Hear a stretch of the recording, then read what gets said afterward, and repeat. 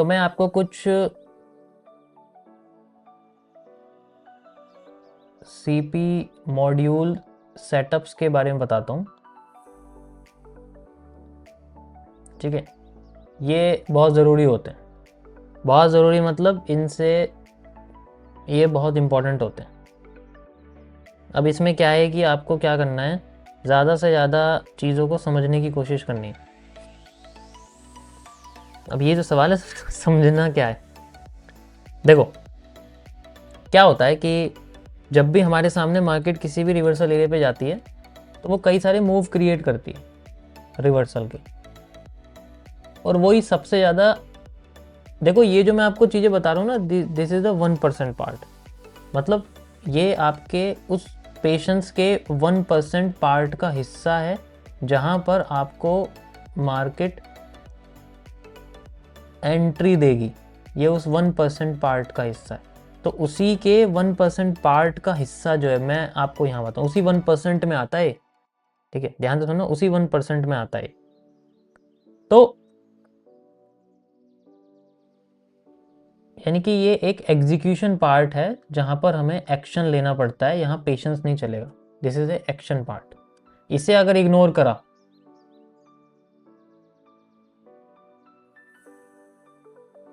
ठीक है, action part आपको इसे इग्नोर, इसमें अगर इग्नोर करा, इसमें हिचकिचाहट हुई, मैं बहुत डीप की बात कर रहा हूँ, हिचकिचाहट होती है, डर लगता है, तो भाई देखो अगर आप इस 1% पार्ट में एक्शन नहीं लिया, आपको डर लग रहा है, आपको ट्रेड लेने में सोचना पड़ रहा है, तो इसका मतलब आपका इमोशन बहुत ज़्यादा वीक है।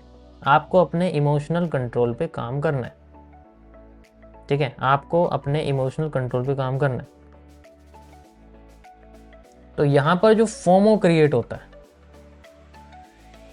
वो ख़त्म करना है सबसे पहले, क्योंकि इमोशनल कंट्रोल बहुत ज़रूरी है। मैं सारी चीज़ें लिख दूंगा, देखो मेरे समझाने के बाद भी अगर नहीं रिजल्ट आ रहा है, इसका मतलब इन्हीं सब चीज़ों में प्रॉब्लम है आपकी। This is the emotional control, ये होना बहुत ज़रूरी है भाई, क्योंकि 99% पर्टिकुलर पोजीशन पे वेट करने के बाद आपने 1% पे एक्शन नहीं लिया, डर लग गया, अलर्ट नहीं बजा, नेट नहीं चल रहा था और आपने ट्रेडिंग भी भूल गए, किसी काम में लग गए, जब ट्रेड पे बैठे हो तो वहाँ पर डर लगने लगा, तो ये प्रॉब्लम फिर ये प्रॉब्लम आपकी साइड की है, ये समझो आप। इसमें मार्केट की, ब्रोकर की, अमाउंट की, कैपिटल की और लाइफ की कोई गलती नहीं है। You cannot blame any one of these things which I mentioned। ठीक है,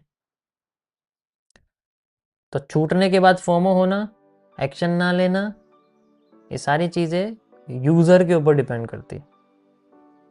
लेकिन उन सेटअप्स में जो 1% सेटअप्स हैं, उसमें से मैं आपको कुछ सेटअप्स के बारे में बता रहा हूँ, ओनली फ्यू। जैसे हम लोग कुछ रिवर्सल एरिया पे मैं बात करूँ, 1% का मतलब होता है मैं क्वांटिटी बॉक्स क्यों भी रिवर्सल एरिया के बारे में बात कर रहा हूँ, उस पे आने वाली कैंडल्स, उस पे आने वाले सेटअप की बात कर रहा हूँ। तो बार बार मैं ये बात नहीं बोलूँगा, जो भी मैं बोलूँगा इसका मतलब है कि ये चीज़ें यहाँ पर आ रही हैं, वहाँ पर बन रही हैं। लेट्स से सबसे पहले हम लोग बात करते हैं वी शेप्स का। ठीक है, ये सबसे ज़्यादा सिंपल होता है, वी शेप्स सबसे सिंपल होती हैं। कैसे काम करते हैं, सिंपल। जब भी हमारी मार्केट, मैं आपको पहले दिखाता हूँ कि लेट से अगर वो बियरिश है तो ऊपर कैसे जा रही है, मार्केट नीचे आती है, ठीक है, और नीचे आनी शुरू करती है, ठीक है, उसके बाद यहाँ पर थोड़ी सी छोटी हो जाती है, और उसके बाद फिर ऐसे होती है, एंड देन उसके बाद फिर यहाँ से ऊपर उठनी शुरू करती है,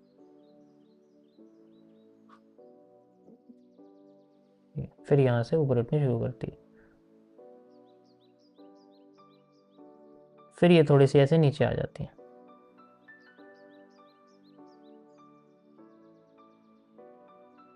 ठीक है, मैक्सिमम टाइम जोन पे जब भी हम लोग ऐसे एरिया को यूज़ करते हैं तो कंफ्यूज हो जाते हैं, डर लगने लग जाता है कि यार बुलिश एनगल्फिंग तो आई है, क्या करूं, सही है गलत है, एंट्री लूं लो, ये सवाल मन में आने लग जाते हैं ना, ऐसे ही होता है। ऐसे होता है ना, सवाल मन में ले लें कि यार क्या करूँ इसका, कुछ तो करना पड़ेगा।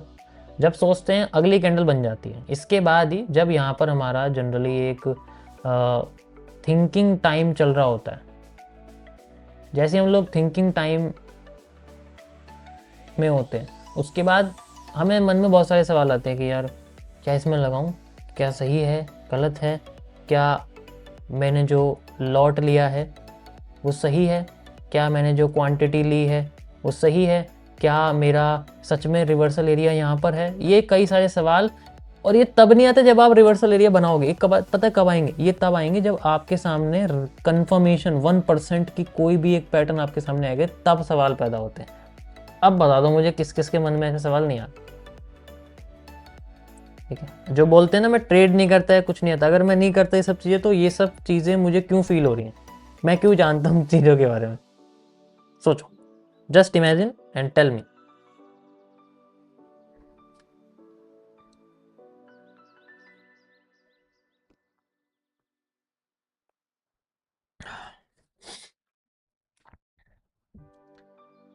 तो ये सवाल आना इट्स ए नॉर्मल, ये चीज़ ध्यान रखना, ये जितनी भी चीज़ें माइंड में आ रही हैं ये सारी चीज़ें नॉर्मल है, it's a part of process,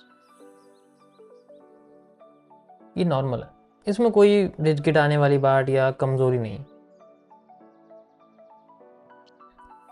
तो कुछ नहीं करना, जस्ट इसमें देखो एक ही चीज़ काम करती है, that is called a trust. आपको अपने सेटअप पे ट्रस्ट करना है, सेम यही चीज़।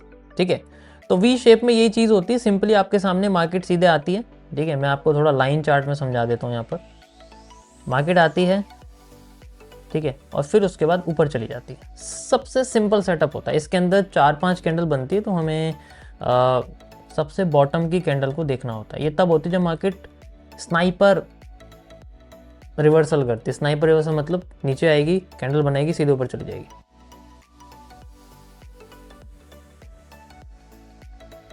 ठीक है, मार्केट नीचे आएगी और फिर बाद में वहाँ से सीधे ऊपर चली जाएगी। तो this is called a simple V shape reversal, और ये मार्केट में बहुत कम आते हैं। ठीक है, बहुत कम मतलब बहुत कम आते हैं। मैं आपको ये चार्ट पे दिखाता हूँ क्योंकि चार्ट पे दिखाना ज़्यादा ज़रूरी है। ठीक है, चार्ट पे दिखाता हूँ आपको। ये बहुत छोटे शेप लेते हैं, यार कहाँ चला गया ये देखो, ये बहुत छोटे शेप लेते हैं। अभी जैसे आप देखोगे यहाँ, this is called A V shape reverse, simple live में आपके सामने देखो, ये लाइव में, बट यहाँ पर हमें कोई कंफर्मेशन नहीं मिली हमारी कैंडल के हिसाब से। जो मैंने बताया उनमें से कुछ नहीं है, जो नहीं बताया वो आई हुई है, लेकिन मैंने आपको वो नहीं बताया कि कौन सी confirmation. You can easily see कि ये एक वी शेप रिवर्सल है। अगर आप देखोगे, this is A V shape reversal. Market आती है, पॉजिटिव एनगल्फिंग बनाती है, ऊपर भाग जाती है, इसमें कोई कंफ्यूजन नहीं है। सॉरी, ऐसी मार्केट को, ऐसे ट्रेंड को यूज करना मस्ट इंपॉर्टेंट है। आपको ऐसे ही ट्रेंड को यूज करना है। ठीक है, तो थोड़ा छोटा कर देते हैं फिलहाल के लिए। ऐसे ही ट्रेंड को आपको यूज करना है। ठीक है, this is called A V shape reversal. Fastest दोनों साइड में होता है और मार्केट में अच्छा रिवर्सल लेके आता है। अब आप अगर आपके उसी रिवर्सल पे कंसोलिडेट हो जाए, ठीक है, तो वहाँ पर आता है हमारे सामने एम या डब्ल्यू टाइप रिवर्सल। वो थोड़ा सा कंफ्यूजिंग होता है, मतलब मार्केट मूव नहीं करती अच्छे से। ठीक है, मार्केट हमारी अच्छे से मूव नहीं कर पाती है, उस कंडीशन में हमें क्या करना है। ठीक है, तो बहुत सिंपल था, ये बहुत सिंपल था, इसलिए मैंने सबसे पहले आपको बताया। ये सबसे ज़्यादा आएगा मार्केट में, सबसे सिंपल चीज़ सबसे ज़्यादा आती है, लेकिन उसे हम कॉम्प्लेक्स कर देते हैं। अब हम बात करते हैं थोड़े कॉम्प्लेक्स चीज़ों के पास। ठीक है, कॉम्प्लेक्स शेप्स के पास। लेट्स से अगर मेरे सामने मार्केट नीचे आ रही है, ठीक है, फिर दोबारा नीचे आ रही है, और नीचे आते ही उसने बुलिश एनगल्फिंग बनाई।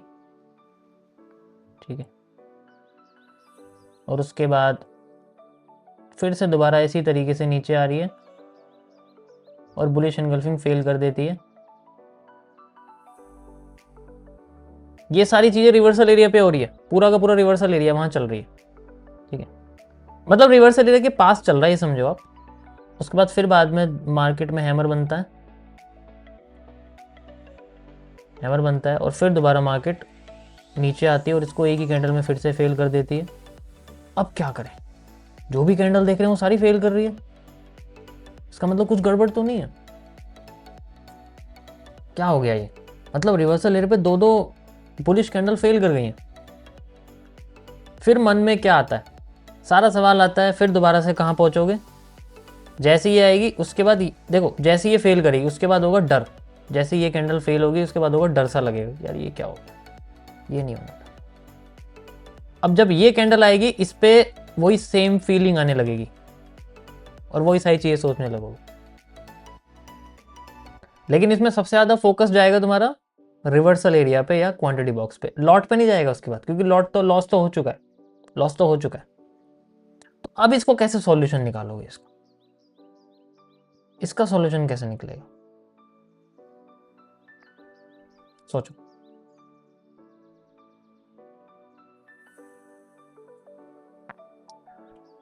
अब मार्केट हमारी, हमें पता तो लग गई है कि भाई हमारे दोनों बुलिश पैटर्न फेल कर चुकी है, लेकिन ये फेल क्यों कर रही है, इसका रीजन क्या है, इसका रीजन क्या है कि ये क्यों फेल कर रही है। इसका रीजन छुपा हुआ है इसके प्रीवियस ट्रेंड में, इसका ट्रेंड कैसे आ रहा था। तो आपके 1% पे आप फोकस करोगे, इससे पहले आपको ये भी देखना पड़ेगा कि आपका ट्रेंड कैसा है, उसकी शेप कैसी है, क्या वो पहले से ही कंसोलिडेट होके आ रहा था आपके जोन पे, तो भाई वो फेल ही करेगा। ऐसे केस में क्या करते हैं, हमें यहाँ पर यूज करनी पड़ती कॉम्प्लेक्स शेप, जिसमें आती है सबसे पहले या तो W या M। अभी मैं नीचे हूँ, बॉटम पे हूँ, तो मैं W का यूज करूँ, मैं फिर से W का यूज करूँ, ठीक है। तो लेट्स से अब यहाँ पर मैं शेप सोचूंगा कि मार्केट यहाँ शेप बनाएगी W टाइप। अभी वो क्या कर रही है, अभी वो इस तरीके से चल रही है। जैसे ही वो W बनाना शुरू करेगी, इट मीन्स तब जाके मेरी मार्केट होगी। ऐसे में ही TBC यूज किया जाता है, ट्रेंड बेंडिंग कॉन्सेप्ट यूज किया जाता है। बट मेन चीज क्या है, W कहाँ है, रिवर्सल एरिया में। और ये कब होता है, जब मार्केट कंसोलिडेट होके आ रही होती है। ये तब होता है जब फास्ट डाउनवर्ड है एंड देन फास्ट अपवर्ड होगा। लेकिन अगर स्लो डाउनवर्ड है तो स्लो अपवर्ड भी हो सकता है। उस केस में हमें यहाँ पर एक शेप की जरूरत है, हमें यहाँ पर कैंडलस्टिक पैटर्न की जरूरत नहीं है, हमें यहाँ शेप की जरूरत है, क्योंकि ऑलरेडी वो फेल होता हुआ। आपने देख लेना भाई बुलिश एनगल्फिंग भी फेल है, हैमर भी फेल, तो क्या करना है, इसका मतलब शेप काम करेगा। कैंडल्स काम नहीं कर रही है तो शेप काम करेगी। मैं आपको चार्ट पे लेके चलता हूँ, वहां दिखाता हूँ। Let's go on the chart and see. Okay, जैसे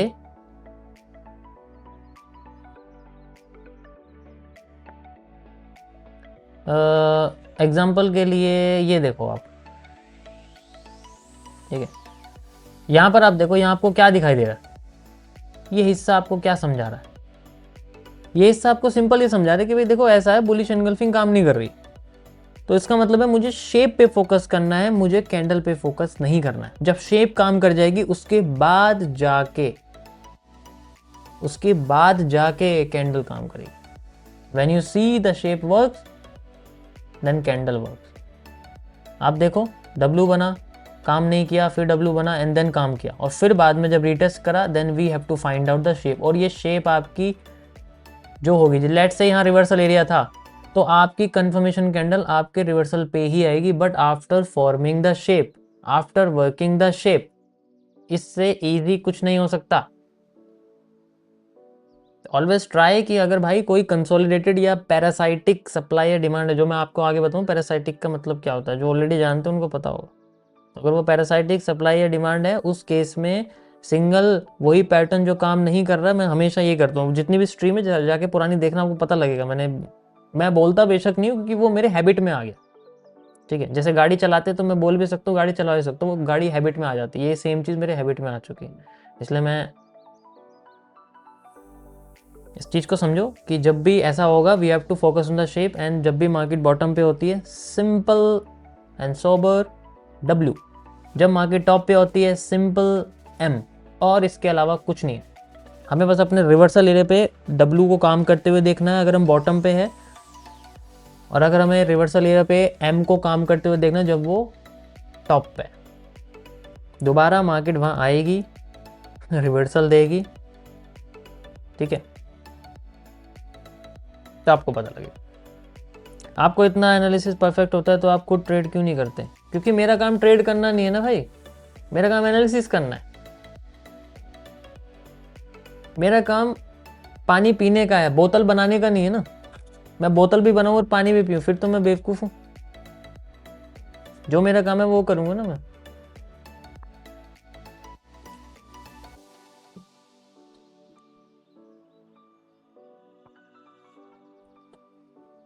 okay,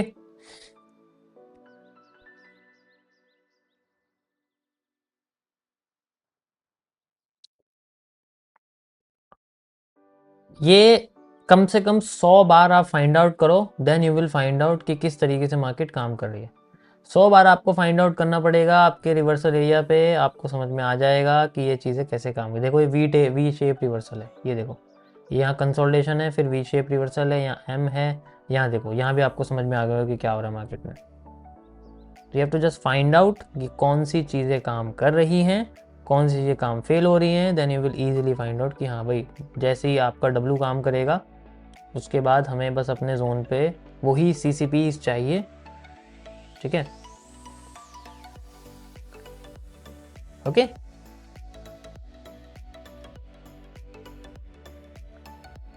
perfect, let's see.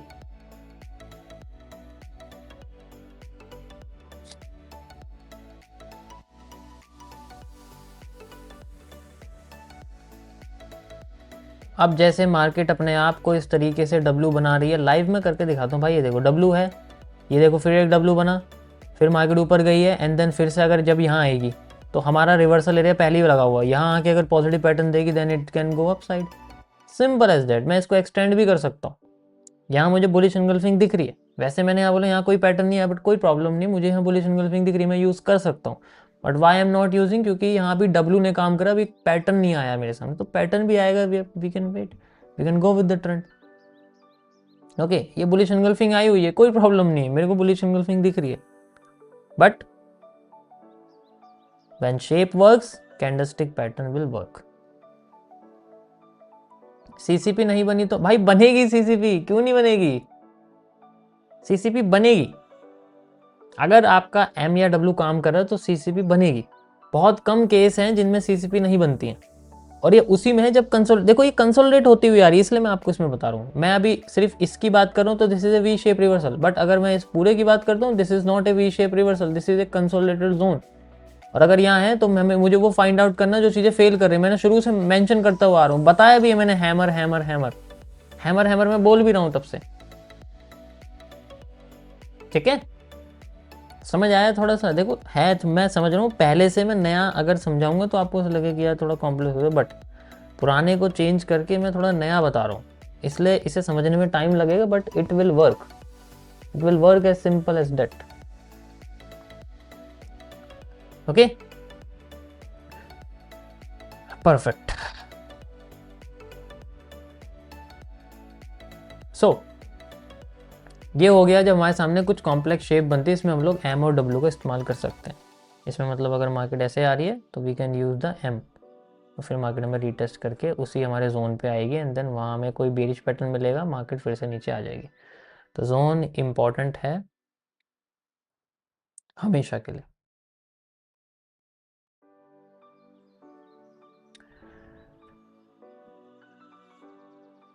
Got it? अब हम बात करते हैं थोड़े से और मॉड्यूल्स के बारे में।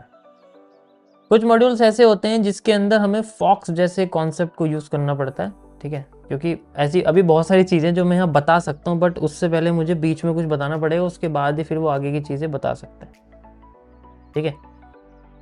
तो इसलिए फॉक्स हैं और भी बहुत सारे फेक आउट थ्योरीज की चीज़ें हैं, तो वो धीरे धीरे करके मैं ये मॉड्यूल सेटअप्स को, अभी मैंने बहुत बेसिक बताया इसलिए मैं बेसिक के सेटअप आपको बता रहा हूँ। ये सेटअप टाइम के साथ बढ़ते चले जाएंगे, अभी ये सिर्फ छोटा सा मैंने आपको बताया, ऐसे जैसे बहुत सारे सेटअप बन जाते हैं, बहुत कन्फ्यूज़न कर देती है मार्केट, तो आप वो भी यूज़ कर सकते हो, लेकिन टाइम के साथ, ओके। बट द मेन चीज़ कि जब हमें सीसीपी पता लग गया, हमें ये पता लग गया कि किसी किसी जगह पर सीसीपी फेल होंगी, वहाँ हमें शेप का यूज़ करना है, और जब शेप आ जाएगी वहाँ पर फिर हमें दोबारा से सीसीपी कन्फर्मेशन में जब आएगी वो यूज़ करना है। तो ये यूज़ क्यों कर रहे हैं, वाई, हम यूज़ क्यों कर रहे हैं, सीसीपी क्यों यूज़ कर रहे हैं, कैंडल से क्यों यूज़ कर रहे हैं, और कुछ नहीं है कि यूज़ करने के लिए। आपको दिमाग में आ रहा हो कि यार कैंडल से क्यों यूज़ कर रहे हैं, और भी तो कुछ यूज़ कर सकते हैं।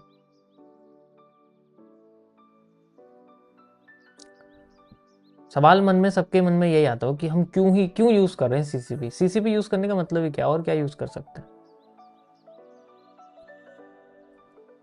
ये सवाल का आंसर आपको तब मिलेगा जब आपके पास 10 लाख से ज़्यादा कैंडलस्टिक पैटर्न पढ़ने के बाद, मार्केट में देखने के बाद थोड़ा एक्सपीरियंस आएगा, तो आपको पता लगेगा इसका आंसर क्या है। अभी मैं बता दूँ तो थोड़ा हंसी मजाक वाली चीज़ हो जाएगी, और मैं भी उसी मूड में नहीं हूँ। ठीक है, got it. So just focus on simple setups for now, and आगे जाके मैं इनको और ज़्यादा सिंपल कर दूंगा, क्योंकि कॉम्प्लेक्स होगा आगे जाके, मैं अभी से बता रहा हूँ। चलिए, नेक्स्ट चीज़ इसी के अंदर आती है। अब जितनी भी चीज़ें मैंने आपको, जैसे ये 1% आपको बताए हुए, इसी तरीके से बहुत सारी चीज़ें हैं, लेकिन मैं आपको मेन चीज़ें बता रहा हूँ, जिसमें हाफ आपकी नॉलेज है और हाफ आपका जनरली स्ट्रेटेजी है। ठीक है, इसमें से कुछ भी आ सकता है, कोई भी चीज़ हम यूज़ कर सकते हैं। सिर्फ एक चीज़ कभी मार्केट में नहीं आएगी, इनमें से कुछ भी आ सकता है, जो भी आएगा हम उसे यूज़ करेंगे। ठीक है, इसमें स्ट्रक्चर में कुछ भी आ सकता है, लेकिन जो सबसे बेसिक है वो मैंने आपको बता दिया। ओके,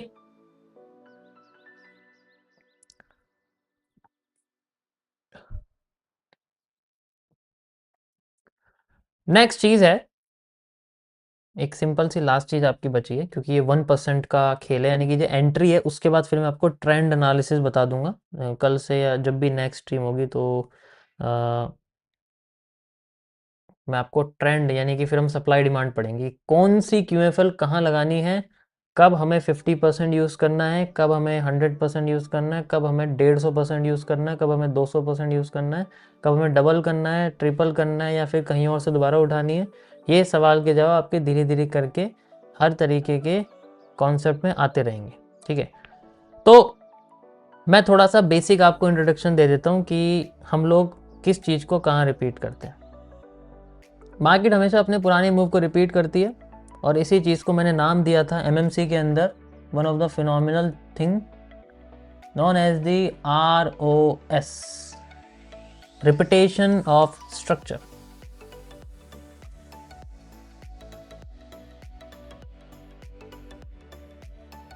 स्पेलिंग थोड़ी गलत हो सकती है भाई, देख लेना। Repetition of structure. दुनिया में हर चीज़ रिपीट करती है, अगर वो रिपीट नहीं कर रही तो it is coming out from its comfort zone. ठीक है, if something is not repeating then it is coming out from its comfort zone, and when it's come out it from comfort zone then it creates a trend. वो अच्छा भी हो सकता है और वो बुरा भी हो सकता है। अगर वो अपने स्ट्रक्चर को पॉजिटिव साइड लेके जा रहा है, इसका मतलब वो अच्छा है, और अगर वो डाउन साइड लेके जा रहा है, इसका मतलब वो बुरा है। एग्जाम्पल के लिए मैं आपको एक छोटी सी स्टोरी सुनाता हूँ। ठीक है, मैं जब इसके साथ साथ ग्राफिक डिज़ाइनिंग की एजेंसी भी है मेरी जनरली, ठीक है, वो मैं चला रहा था, तो होता क्या था उसमें, मेरी जो जनरली हैबिट होती थी वो ये होती थी कि मुझे क्या करना है कि जो मेरी एक चीज़ चल रही है ना, मतलब जो मेरा माइंड है किसी एक चीज़ को बनाने के, जैसे जब भी आप कोई टेम्पलेट बनाते हो या कोई बर्थडे विशेज वाली चीज़ें होती है ना, वो बर्थडे विश करते हैं, एनिवर्सरी विश करते हैं, तो वो फ़ॉन्ट वगैरह अगर आप कोई भी यूज़ कर रहे हो या कोई भी टेम्पलेट बनाए, तो उसमें सेम फ़ॉन्ट यूज़ हो रही है, सेम डिज़ाइन यूज़ हो रहा है, मैं हमेशा वही करता रहता था। ठीक है, कम से कम मैं 1.5 से 2 महीने मैंने कम से कम वही सेम फॉन्ट यूज़ करी and I just copy pasting the same design same font में करता रहा। एक टाइम के बाद, ठीक है, एक टाइम के बाद क्या हुआ, कस्टमर मुझे गाली देने लगा। मैं बहुत दब के रहता था, बहुत डाउन टू अर्थ पहले भी था, अब भी मैं ऐसी हूँ, ठीक है। कोई मुझे कहता मैं एकदम मानने लग जाता था बातों को, समझ के उन्होंने बोला कि ऐसे ऐसे आप करो। अब मैं उस चीज़ को एक्सेप्ट करने के लिए राजी नहीं हूँ कि मुझे नहीं करना भाई एक्सेप्ट। मेरी लाइफ, मेरे फॉन्ट ऐसे चल रहे हैं, मुझे ऐसे ही चलते रहने देना, मुझे बाहर नहीं आना, इस फ्रिक्वेंसी से बाहर नहीं आना। उन्होंने बोला भाई मुझे पसंद नहीं, तुम एक काम करो, उसको थोड़ा सा अच्छा इस तरीके से बनाओ, थोड़ा आइडिया दिया। अब मैंने अपनी उस चीज़ की जो कमी है वो मुझे महसूस हुई, यार ये करेंगे ये तो गलत हो जाएगा, ऐसे ये वाला फ़ॉन्ट नहीं यूज़ कर सकता, इतना डिज़ाइन यूज़ नहीं कर। तो मैंने क्या करा, मैंने अपना, ठीक है, मैंने अपना सॉफ्टवेयर ही चेंज कर दिया जिस पे मैं एडिट कर रहा था फ़ोटोज़ वगैरह।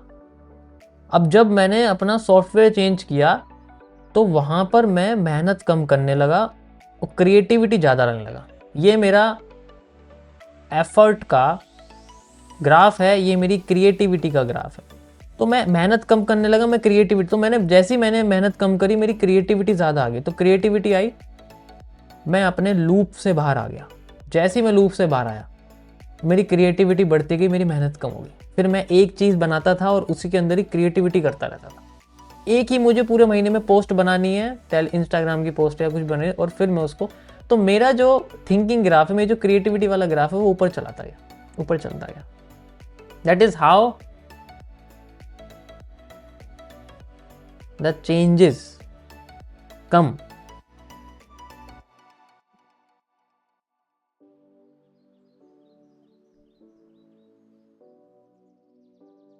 समझ आया?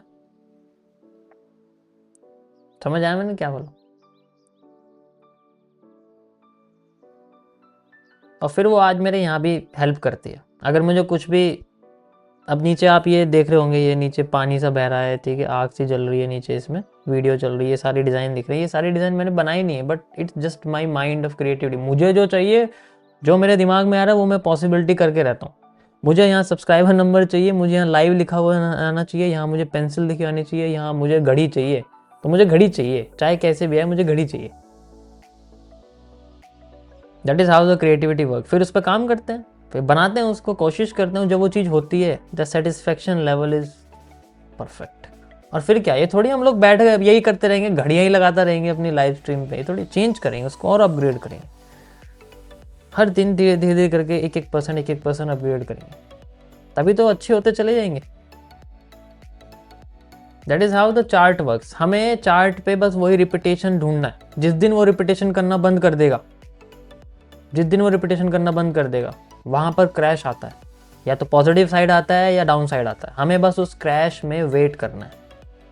हम उस क्रैश का हिस्सा होना चाहिए, हम उस क्रैश के अपोजिट नहीं होने चाहिए। अगर मैं यहाँ पर हार्ड वर्क ज़्यादा करता, क्रिएटिविटी नहीं करता, तो मेरा ग्राफ हार्ड वर्क में ही होता रहता। मेरी आंखें ऐसे हो जाती ब्लैक ब्लैक से, बिल्कुल क्रो जैसी, कौवे जैसी हो जाती। आप सोचो ना, समझ आया कुछ? तो हमें रिपीटेशन फाइंड आउट करना है कहाँ हो रहा है मार्केट में। बस जब रिपीटेशन होना बंद हो जाए, ये फाइंड आउट करना है कि मैं उस रिपीटेशन का हिस्सा हूं।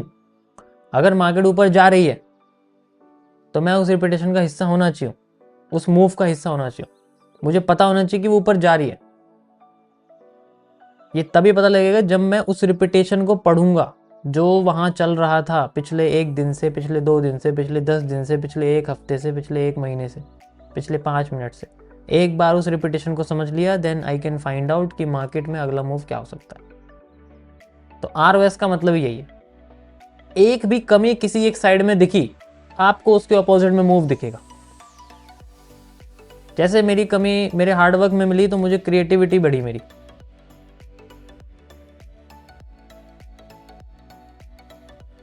समझ आया? चार्ट पे ये कैसे काम करता है,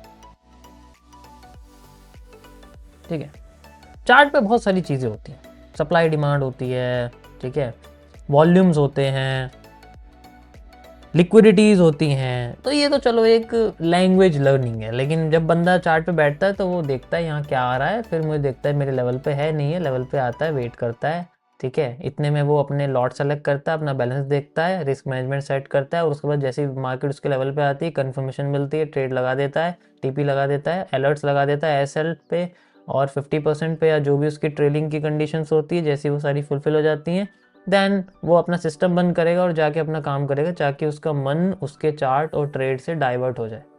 this is the simple work जो हर कोई करता है, बट ये बोलने में बहुत सिंपल है, यार सिंपल सा है। तुम्हें क्या लगता है हर 2 मिनट में वो बंदा ट्रेडिंग व्यू या MT5 खोल के नहीं देखेगा? बिल्कुल खोल के देखेगा। तो उस रिपीटेशन को तोड़ना है। मैंने उसको रिपीटेशन को कैसे तोड़ा? मैंने ट्रेडिंग ही बंद कर दी।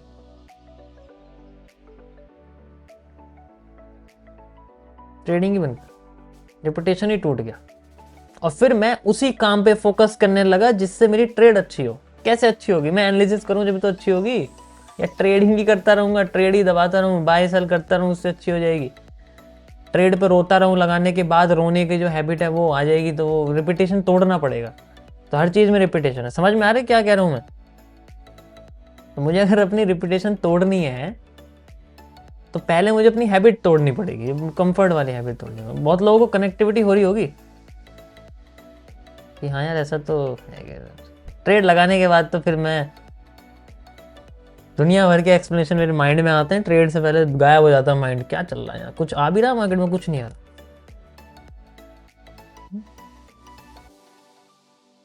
ऐसा ही है। सारे लोग बोलो, जितने भी लोग बैठे हैं सब अपने बारे में बताओगे हाँ या ना, ऐसा है नहीं है, ठीक है।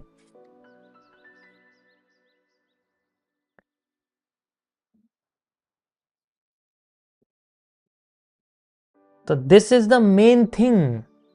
अगर मुझे कोई क्रिएटिविटी करनी है, which I need, which I want to create, अगर मुझे कोई चीज़ सॉल्व करनी है तो मैं सॉल्विंग पार्ट पे फोकस करता हूँ। मैं उसी चीज़ को रिपीट करता हूँ, उसी चीज़ को डेवलप करता हूँ, और फिर बाकी का पार्ट अलग काम करता है, अलग बंदा करता है, कोई और करेगा या कैसे भी करेगा। This is the main thing. तो मैं अपने अपने पर्सनल उस पर्टिकुलर चीज़ पे काम करूँगा जो मेरे को डेवलप करनी है, जिसमें मुझे हार्ड वर्क ना करना पड़े, जिसमें मुझे स्मार्ट वर्क करना पड़े, ठीक है भाई। मेरा काम अगर डैम बनाने का है तो मैं डेली उसे जाके बारिश में, बारिश ना में, ऊपर नीचे थोड़ी करता रहूंगा। मेरा काम डैम बनाने का है। मेरा काम ये भी नहीं है कि मैं उसमें ईंटें लगाऊंगा, नहीं, मेरा काम डैम बनाने का है this is just my design, और नेक्स्ट डैम मैं उससे अच्छा ही बनाऊंगा, क्योंकि मुझे उसकी हैबिट है, वो मेरा काम है। अब आपके ऊपर डिपेंड करता है कि आप क्या करना चाहते हैं।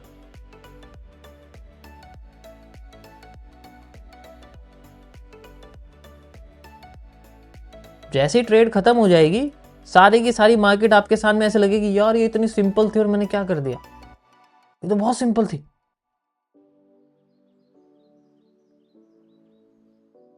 एक ऐसा सर के ऊपर से बोझ उतरता है जैसी ट्रेड क्लोज होती है, कि जैसे पता नहीं कितने तगड़े डिप्रेशन में से बाहर आए।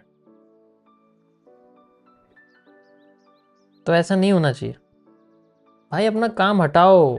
This is not a trader channel, this is analyst channel. हम लोग बहुत कूल माइंडेड होते हैं। आपने मुझे कभी भी किसी भी तरीके की डिप्रेशन या स्ट्रेस में नहीं देखा होगा ठीक है, चाहे मेरे एनालिसिस गलत जाए, चाहे मेरे एनालिसिस सही जाए, चाहे मेरे एनालिसिस गलत ही होते रहे, चाहे मेरे एनालिसिस सही होते रहे, we always have a smile.